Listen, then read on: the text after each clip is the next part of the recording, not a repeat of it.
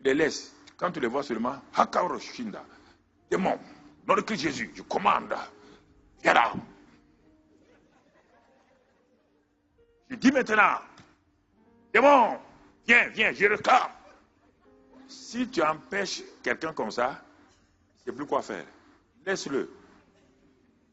Il va tellement s'épuiser un jour, il sera couché à terre, il va dire à Dieu, par ta grâce. Dieu dit, ah bon? Tu dis quoi? Par ma grâce, il reçoit. Il dit, ah bon? Mais Seigneur, j'ai lutté. Il dit, Dieu, tout est par. Et ma grâce est quoi? Mais la plupart d'entre vous, vous ne répondez pas parce que vous aimez ça là. Ça, vous êtes frustré, ça ne vous donne rien, vous aimez ça. Parce que faire ça là, ça va vous valoriser. Mon frère, d'où viens-tu? Moi, j'étais sur la montagne. Et depuis combien de jours, mon frère, cette affaire-là, ça fait 3 jours que je suis sur la montagne. Qu'est-ce que tu as fait là-bas? J'ai combattu le combat. Les démons là,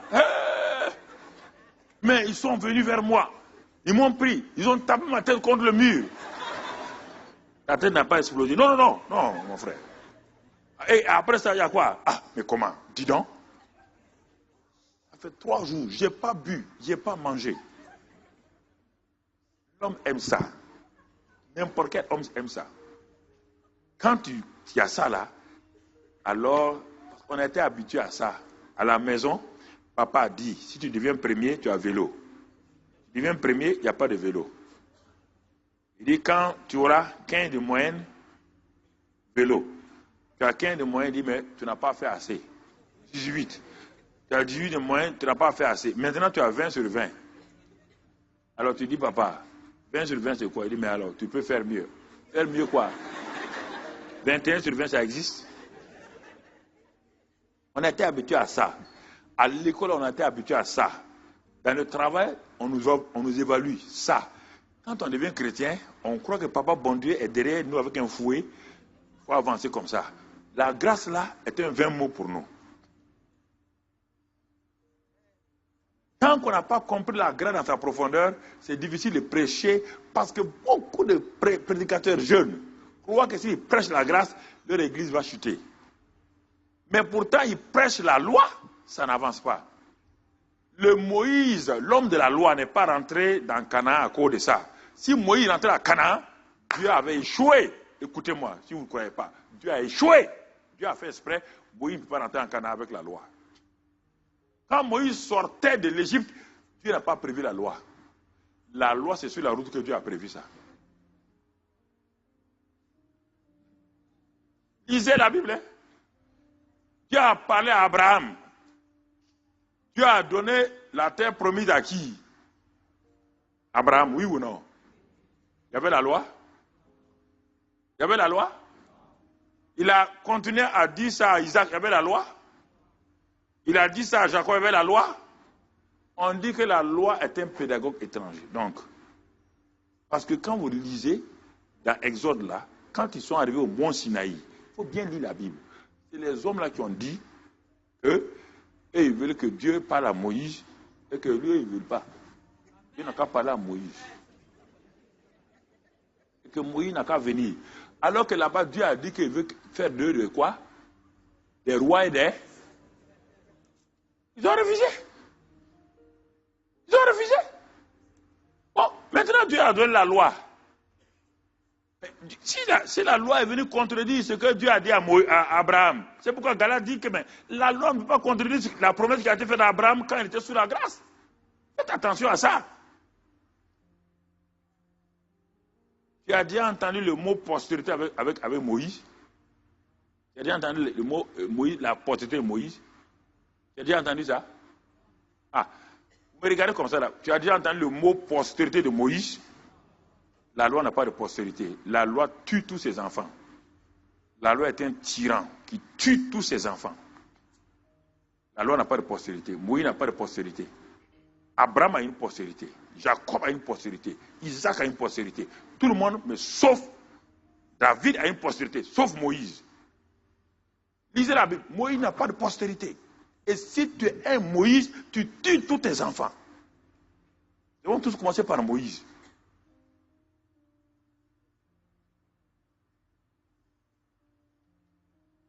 tues tous tes enfants. Lisez, on parle de postérité. Moïse n'a pas de postérité. Même sa postérité naturelle, là, tu as entendu parler de ses enfants? Non. Regarde, si tu ne crois pas, quand Moïse a échoué, déjà Dieu connaît les choses. C'est lui qui doit succéder à Moïse, s'appelle qui? Qui est rentré en Canaan? Josué et Jésus, c'est pas le même nom? Hein? Josué et Jésus, c'est pas le même nom? Qui est rentré en Canaan? C'était le médiateur de la loi. Jésus était médiateur de la loi. Josué est né sous la loi, oui ou non?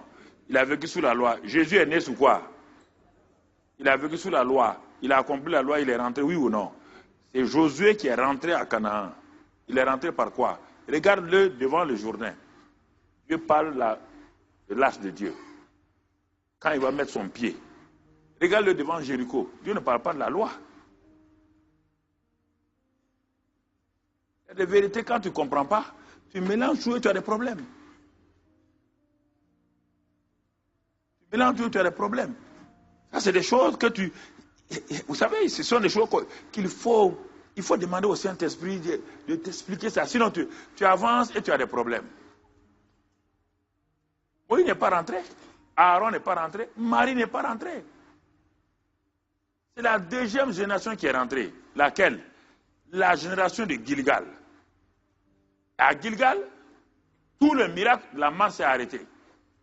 À Gilgal, la foi devait venir, la plaine de Jéricho. C'est là-bas que tout a commencé, une nouvelle génération a commencé. Tous ceux qui avaient été circoncis sont morts. Il reste Josué et Caleb. Les deux qui ont accepté la foi. Ils sont allés au-delà de la loi. Les deux qui ont accepté la foi, Josué et Caleb, de tous ceux qui sont sortis, tous sont morts. Et la nouvelle génération là, c'est à Gilgal qu'ils ont été circoncis. Et Dieu a roulé l'opprobre sur eux. C'est à Gilgal que la manne a cessé. À Gilgal, c'est par la foi qu'il doit commencer. C'est à Gilgal. Maintenant, quand Josué s'est avancé vers Jéricho, il y avait les yeux fixés sur Jéricho. Il regardait Jéricho, une ville imprégnable. Personne ne peut rentrer, personne ne peut sortir. Et Dieu dit, mon ami, si tu continues à regarder Jéricho, tu vas être totalement débouté. Il dit, tourne ta tête. Il tourne sa tête, il voit quoi? Le capitaine de l'armée de Dieu. Le capitaine de l'armée de Dieu a une parole réma pour lui. Une parole réma. Voilà la parole réma qui va vaincre. C'est avec ça que tu vas rentrer, tu vas détruire Jéricho. C'est avec ça que tu vas rentrer partout. C'est avec ça que Josué est rentré.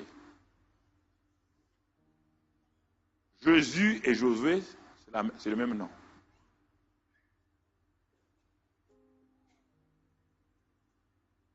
Le Saint-Esprit n'était pas encore exprimé littéralement. Dans l'Ancien Testament, ils ne connaissent pas la personne du Saint-Esprit. Ils connaissent que l'onction qui détruit le joug. Même l'onction Mimchak, ils ne connaissent pas. Ils ne connaissent pas la relation, la communion du Saint-Esprit. Ils ne connaissent pas ça. L'onction venait comme un effet, comme une puissance sur eux. Pendant quelque temps, les rois, les juges faisaient les choses. Et à un moment donné, l'onction s'en va. L'onction vient chaque fois qu'il doit faire quelque chose. Mais maintenant, nous sommes la demeure permanente du Saint-Esprit. Ils n'ont jamais connu la personne du Saint-Esprit. Parce qu'ils n'étaient pas nés de nouveau. Tous ceux de l'Ancien Testament sont des cadavres spirituels. Ils ne sont pas nés de nouveau. Ils ne sont pas nés de nouveau. Moïse n'est pas né de nouveau. Abraham n'est pas né de nouveau. Ils ne sont pas une nouvelle création. Ils ne pouvaient pas accomplir ce que Dieu a dit. Ils vivaient sous l'ombre. Hébreux 10. Hébreux 10. Les sacrifices qu'ils faisaient étaient incapables d'enlever la conscience du péché. Le souvenir du péché était rappelé. Hébreux 10, lis tout ça. Rappelé chaque jour. Chaque année, il devait faire des sacrifices. Mais Hébreux 10 dit, par une seule offrande qu'il a faite, il a ôté le péché. Il nous a sanctifiés une fois pour toutes. Après nous avoir sanctifiés, il nous a amené la perfection, il est rentré. Il dit maintenant, quand il a fait cela, il a pris la loi que Jésus a accompli, il a inscrit ça dans nos cœurs. Et que là où il y a le pardon des péchés, il n'y a plus souvenir des péchés.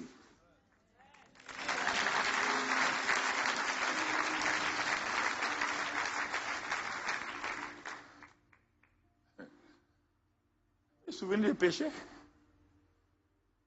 Et toi, tu es culpabilisé dès que tu pêches. Parce que tu vis sous la loi. La loi te rappelle. Si tu vis sous la loi, là, j'ai péché. Tout le temps, tu es en train de dire, je demande pardon. Je demande pardon. Tu es encore sous quoi? Sous la loi.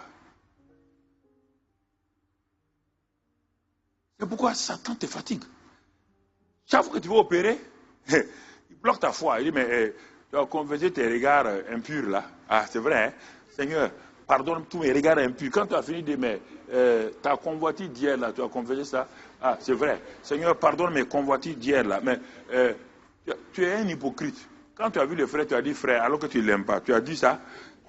C'est ça que les chrétiens vivent dans la faiblesse. Ils sont conscients du péché. Ils ne savent pas que le sang de Christ a ôté.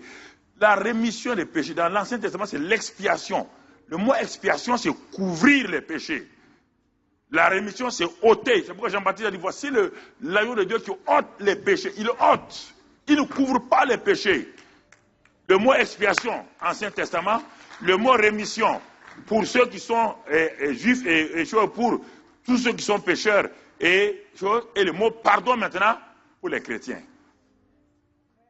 Le mot pardon n'est pas pour les païens. Dieu ne pardonne pas les païens. Dieu pardonne les chrétiens. Le chrétien ne vit plus dans le péché. Mais s'il aurait des péchés maintenant, il confesse son péché. Dieu est fidèle et juste pour le pardonner et pour tout purifier. Dieu ne pardonne pas le païen. Dieu remet les péchés.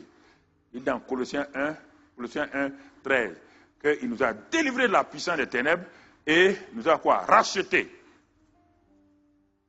Racheté, nous a transférés dans le royaume de Dieu. Et il dit quoi? Nous allons bénéficier maintenant de quoi? La rédemption et de la rémission de nos péchés.